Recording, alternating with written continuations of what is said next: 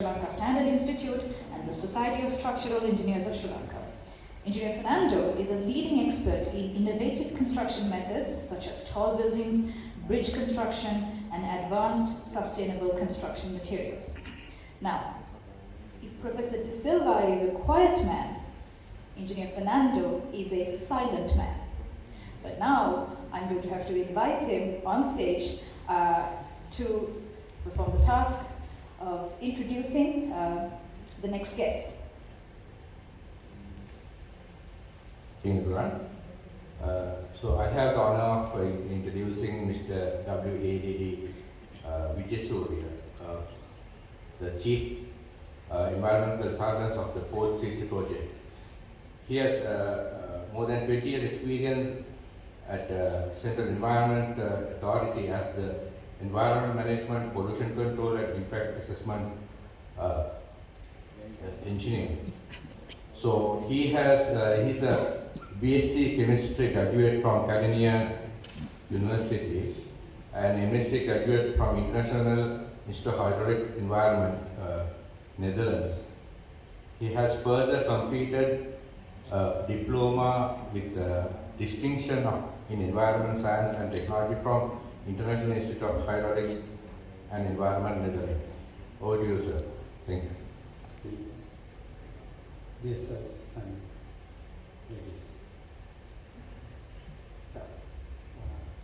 I'm going to give you a brief account on Port City, the past, present, and the future, what we are doing there.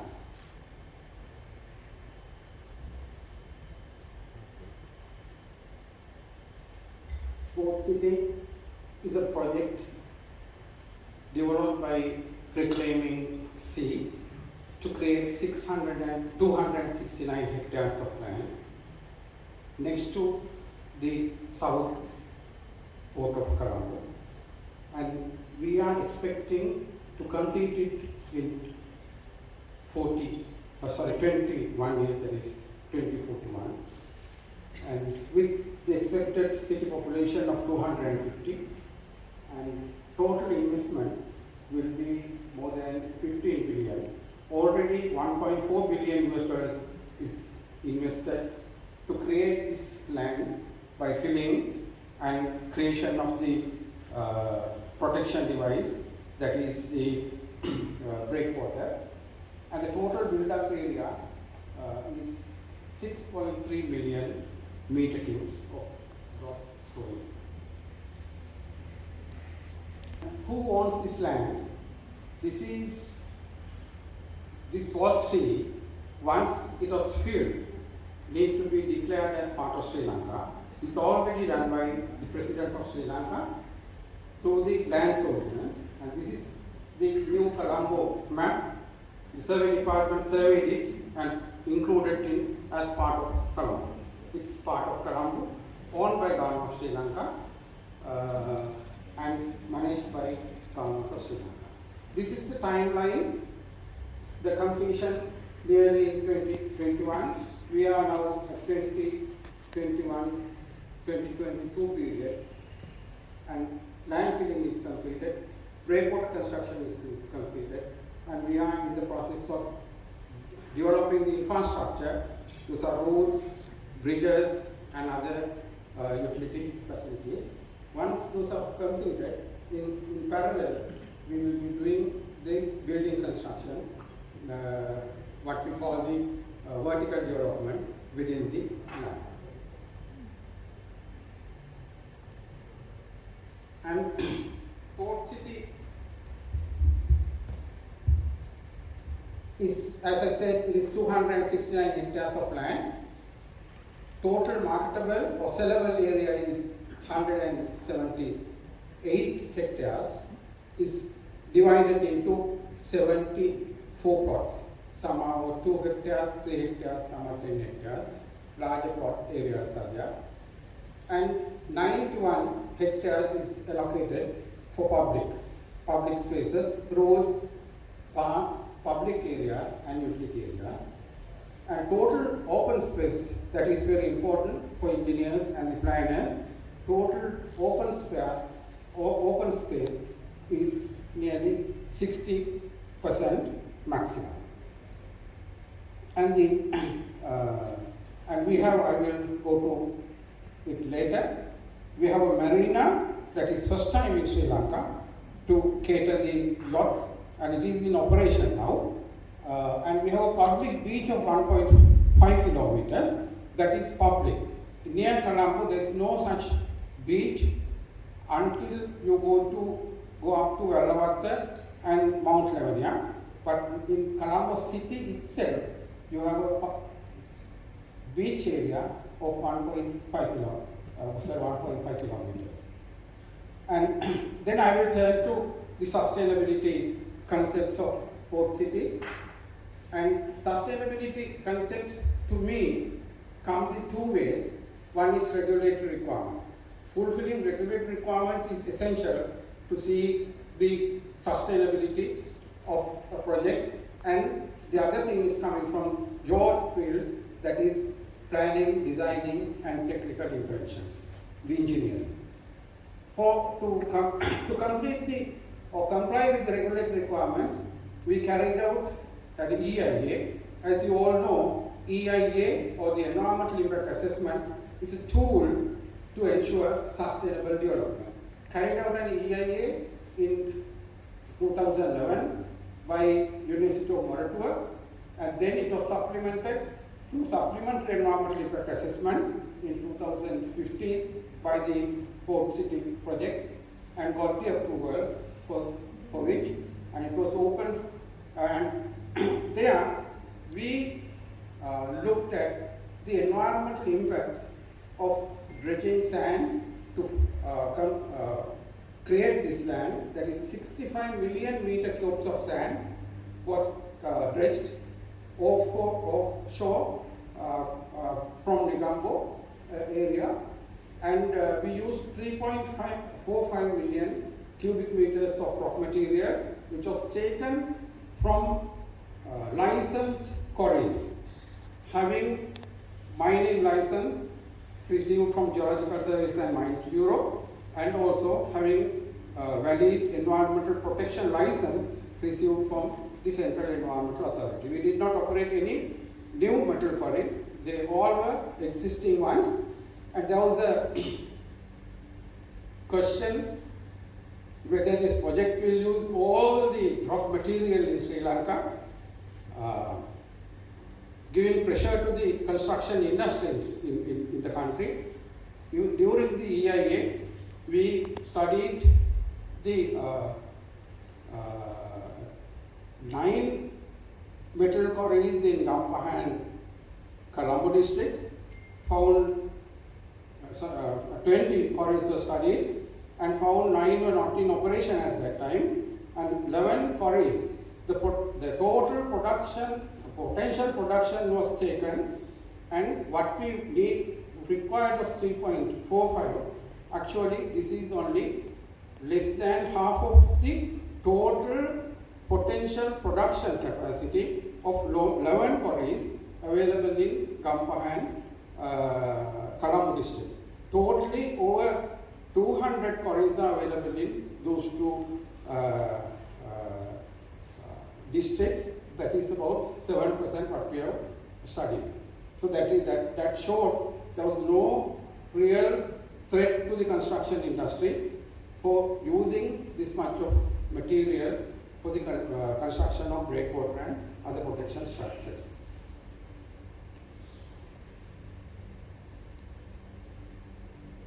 And this EIA, as you all know, open to public and received 215 comments, especially from the fishing community, as their question was dredging operation may cause serious impact on fishing industry and the beach erosion in the Negombo area.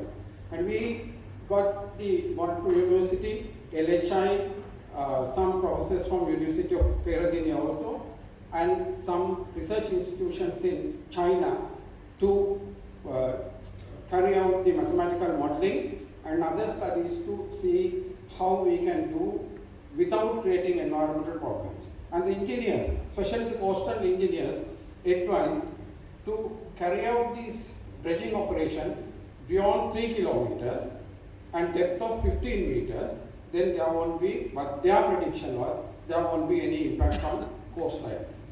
Actually, we dredged sand beyond 7.5 kilometers, but the permit condition was 3, but leaving further provision, we did it beyond 7.5 kilometers and nearly 25 meters depth, and we are in the process of monitoring the beach profile through NARA to see whether there is any potential additional erosion in that area. We found during the last several years there was no such shift in the coastline from port city up to 10 kilometers north and 10 kilometers south. And we received the permit from Coast Conservation and Coastal Resources Management Department under the National Environment Act, having 72 conditions. And implementation of those conditions and the findings of the EIA, the proposals given to minimize the environmental impact, we prepared the environmental management plan and implemented these monitoring activities and assigned third-party agencies like NARA, NVRO, ITI, University of Maratua to do the monitoring activities, spending quite a large amount of money annually during the construction activity. Then the second task was, now once the land is filled, it's a white sheet. You can easily manage it, but to create this land, what is the requirement? What are the requirements? What are the environmental impacts? What's the material required? How to get electricity? How to get other utilities? And whether there are any other remote impacts onto culture and the archaeological monuments and so on. We carried out the second EIA to development activities and infrastructure facilities within the reclaimed area of the Colombo Port City Development Project. And that also was open to public, and we received only 2 comments that time. And after we were going through the technical evaluation process, we got the approval with conditions from the Coast Conservation and Coastal Management Department. And we are in the process of implementing those mitigation action while progressing the construction activities, the engineering activities of the project. At the moment, we are doing the infrastructure facilities, basically the roads, the bridges, and the other utilities required for the development of this land. And the second part of sustainability coming from planning, design, technical interventions to create our vision is building a world-class city for South Asia. And as first step, what they did was preparation of master plan. For this, as I said, that is sand fill, no development within in the land. So it is easy to plan properly to create the vertical development within the port city. Several international organizations like SECO, Atkins, and the Sri Lankan institutions like CECB, LHI, NARA, University of Maratua, and several other organizations were involved in this planning and also the environmental impact assessment process. Master plan design. The port city is just south of Colombo Port, what we call in the shadow of the Colombo Port. Why it is ideal for a development of this nature? You see the Colombo business district, and you see the Colombo Javadarapura administrative area, and along the Colombo harbour, there's high potential for development, and this area was selected and developed as the Colombo Port City land. And in the master plan, the land is divided into 5 districts. Financial district is one, the international island, the marina, what I said is the first time in Sri Lanka, and the central park living, and the island living, that is the most, the less dense area of the of our project. You will see here, most of the dense development is towards the land side, that is next to Colombo Business District, and this yellow color is the island living, that is the less dense areas in the project. And the heights also, high-rise buildings are towards the land, and the less high buildings are towards the sea. That is because they wanted to prevent heat island effect and the good visual impact for all the people who are living there, and to get the proper circulation of air within the city without creating air quality problem within this city. And this is again the height from one angle and the other angle, how it is created. To tell you, we people think that Port City will have all high-rise buildings coming from the sea. No, we have only 11 high-rises. You take Colombo Business District, existing one at present, of a land mass of same, maybe 2 or 4 square kilometers, you get more than 11 high-rises going from Shangri-La, next building and other things. If you count, there are more than 10-11 high-rises, but all of Colombo Port City, 269 hectares, you get only 11 buildings. But the next task is to merging old Colombo City with present, what we are looking for, a modern city. Insert some forums, what I am saying is like bringing a modern bride to a Walla. How to merge these two. Now we have the old city in one side, and we are thinking of a new modern city on the other side. So we have various mechanisms introduced there. One is the sweeper park to ship these two entities, old city and the new city. And to me, again, in Colombo Business District, there are over 50 archaeological important buildings and sites. There's a huge threat for those land for development. But if the policymakers take decisions on a rational way, they can preserve all those heritage by pushing those development into Port City new land and release the pressure on those archaeologically important sites. And on the other hand, Colombo is declared as a Ramsar wetland city. And Javadanapura, Bhattaramulla area, all the wetlands have a threat for filling and development. That also can be released by getting those things directed to Port City if the decisions are taken correctly. And Port City is not in isolation. The connection is from airport to the New Calgary Bridge and the elevated highway, and it is proposed to have a link between Port City to the Marine Drive extension through a tunnel next to Colombo Gold Face Grade.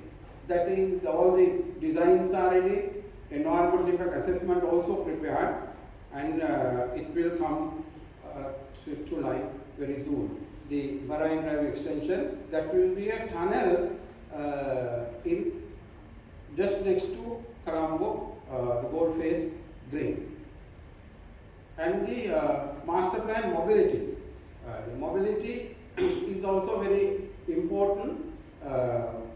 Usually in Colombo, you will see this. There is no priority for pedestrians.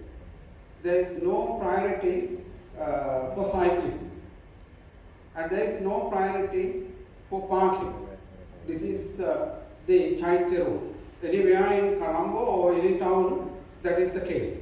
But here in Colombo, Port City, what we wanted is to switch the conventional way of thinking, giving less priority to the pedestrians and high priority to these car operators, vehicle operators. We wanted to turn it the other way and get more spaces for pedestrians, more for cycling, and more on public transportation.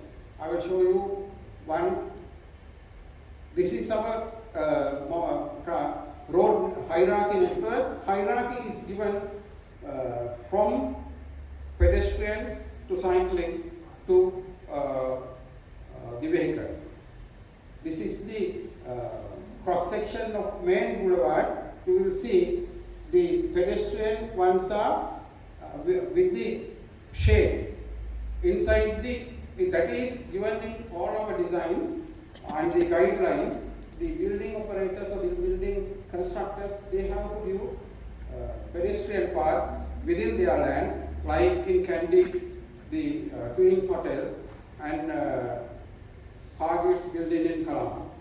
Those are two places which I have seen, but it is not in other buildings developed in this country.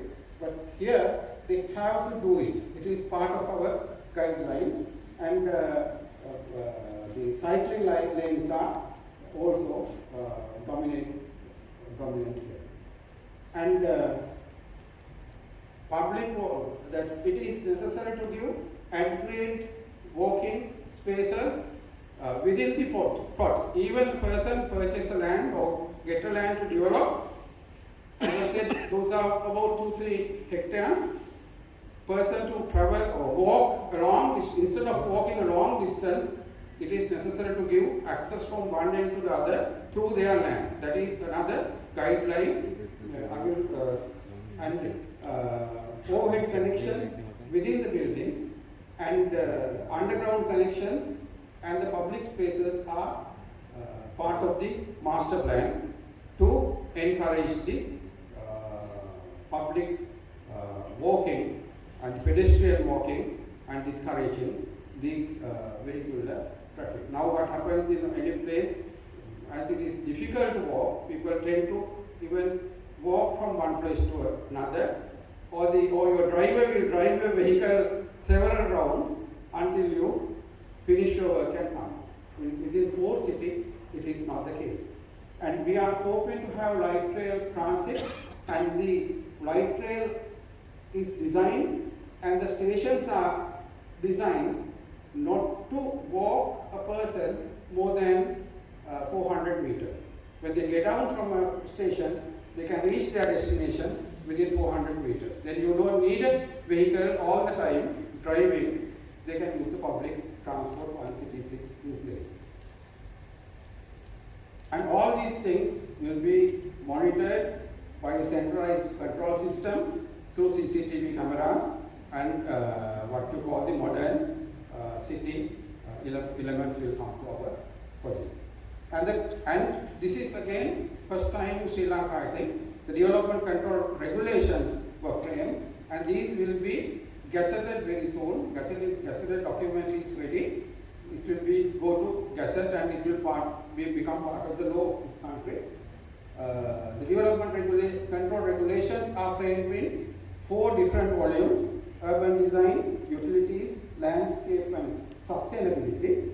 And especially the sustainability matter is for management commitment from third-party developers, that is a vertical development, the third-party ones, heat island effect, air quality, green living, noise pollution, light pollution, solid waste management and so on. And the 74 plots in the master plan and the development control guidelines,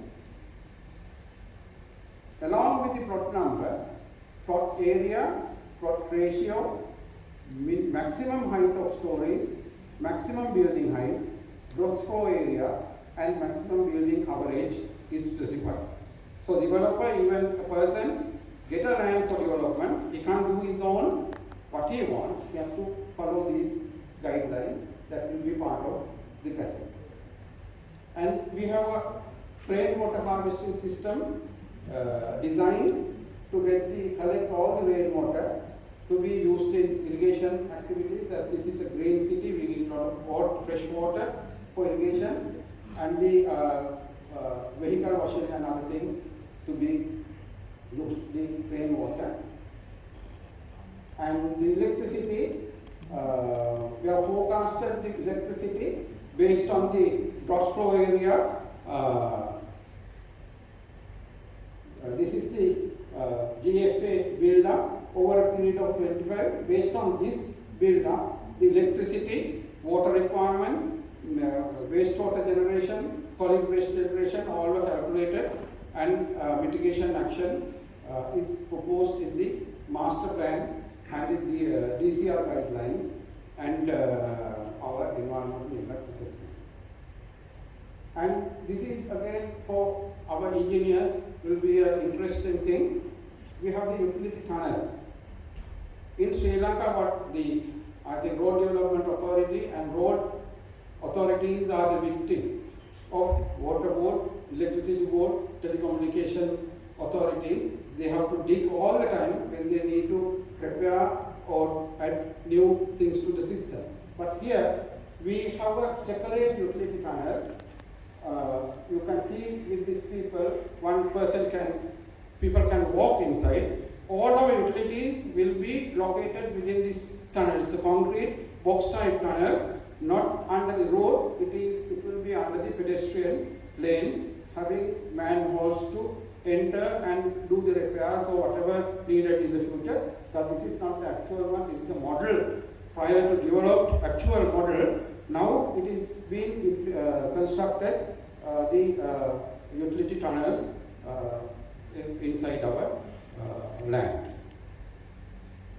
And green building, green concept, we have the central park that is about 5 times the goal face. Without the canal, that is blue area, the central park is I think 15 hectares. Altogether we have 45 hectares of green area, green parks inside the port city. Primary green structures, the secondary and tertiary green structures to facilitate the ecology of the site. This is the actual picture taken about 3 months ago.